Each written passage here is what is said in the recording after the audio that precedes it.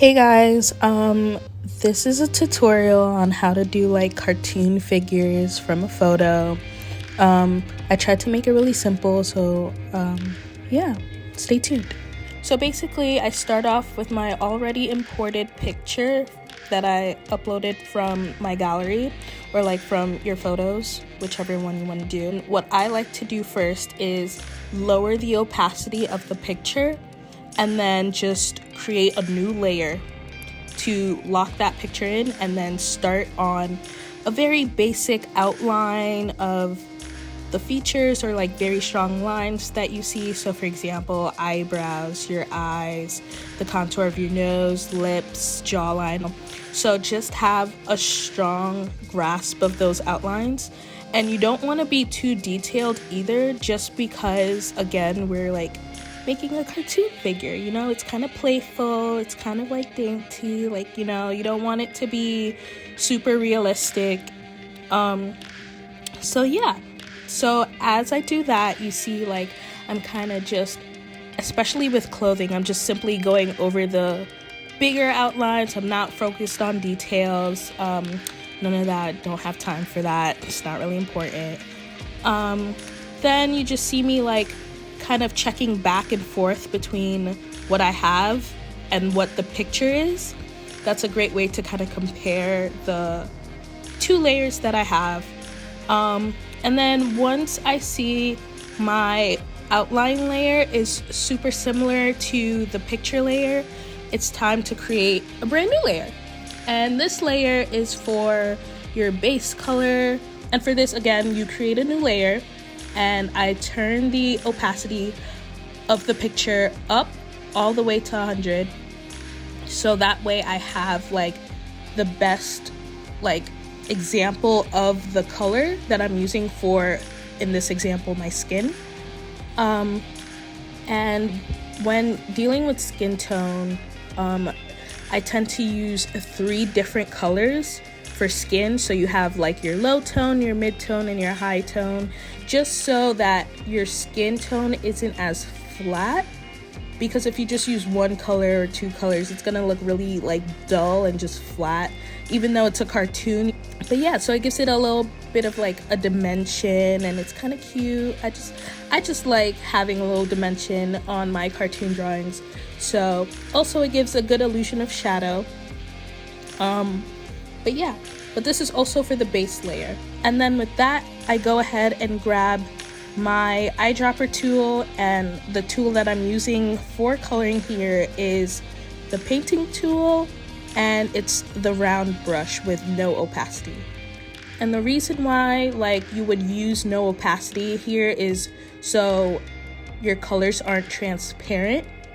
And with transparent colors, you may not see it now because it's over a picture, but once you take that picture away, it kind of looks, it's a little transparent, and it's kind of like ashy. So like you could see with my hair, it's kind of like transparent. It's not as much of a contrast as like my skin or the bottom parts of my hair. And yeah, so just make sure you have that going on, because now I'm gonna have to go over like my hair with more color. So just to avoid like the ashy kind of looking and not as contrasty of a color, you just want to go ahead and use no opacity. And also I decided to like split the screen. The left hand side is a little slower than the right hand side, but the right hand side is like what I'm actually doing on my iPad. So you could like go back and forth and reference like either one.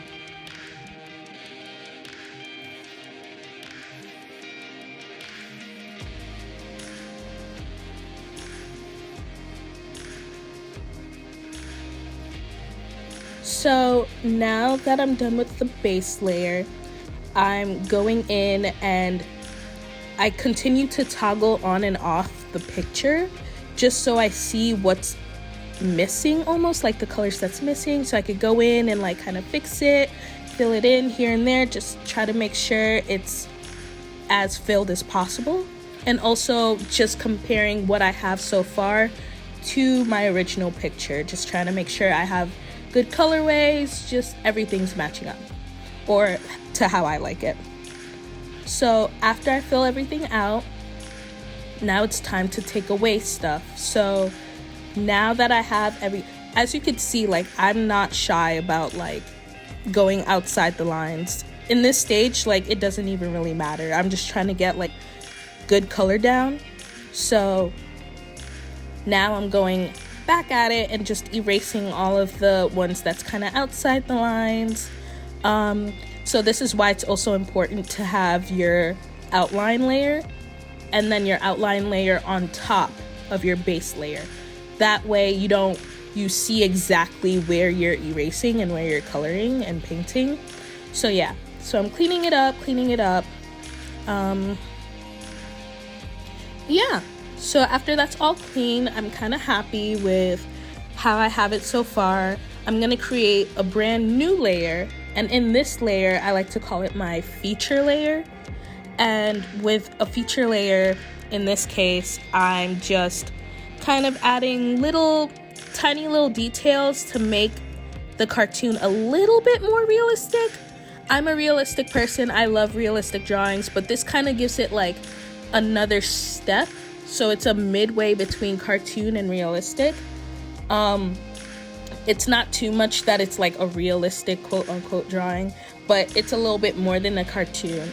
So I like to go in and add a little depth here and there. So kind of like strokes on the eyebrows, more strokes on my eyelashes, creating some shadow with like a paintbrush. Same paintbrush. I think it's at a dark color. It's probably black, but the opacity is like all the way like down. Like it's pretty transparent, so it still gives that look. So I feel like I do this so it's a little safe. You don't have to like worry about color matching, because this is just shadow and just trying to enhance and create depth. So I'm going over like my eyes, my under eyes, like my nose a little bit with the cupid's bow, some dimples under the chin, all that stuff, just trying to enhance that a little bit more.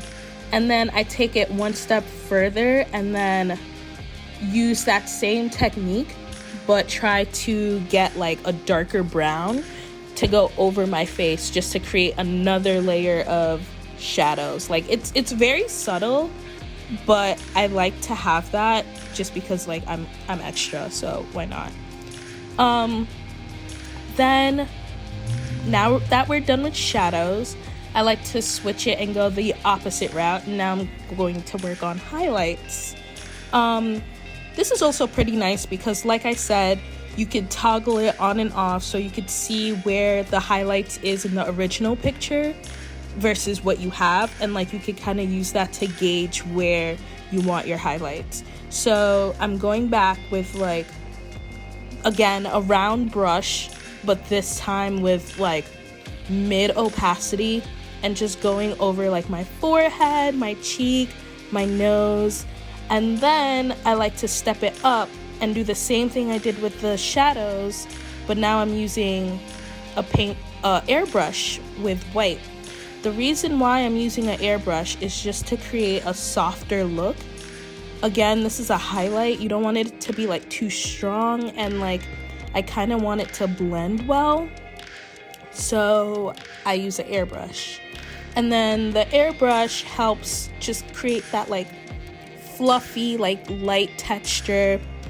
And then now I'm just going back and forth playing with smudging and highlights, working on last minute details on my hand. I'm not really focused on my hand that much, just because like most of it is my palm anyways, so it's like I don't really care as much as that, but like I still go ahead and put like little details on it, just airbrush some like finger marks on there, color in my nails a little bit. So that's kind of that. Again, like just put some highlights in the coat, kind of just again to bring depth into that, and just to make it so it's not like super flat and just like forgotten about. And then that's mostly it. But the way I like to end it off, I like to do different things. I've seen like drips or like nice cut marks that like help hide the cutting off of like the figure, but I just decided to like do something random. So I just went with this like paint mark texture. I don't know, I thought it was cute. So yeah, that's pretty much it. If you have any questions, just comment down below. Don't forget to subscribe. I think I'll be making more videos, especially since we're like quarantined. So yeah, like I literally have nothing better to do with my life as of now. So you might as well subscribe, comment what you would like to see.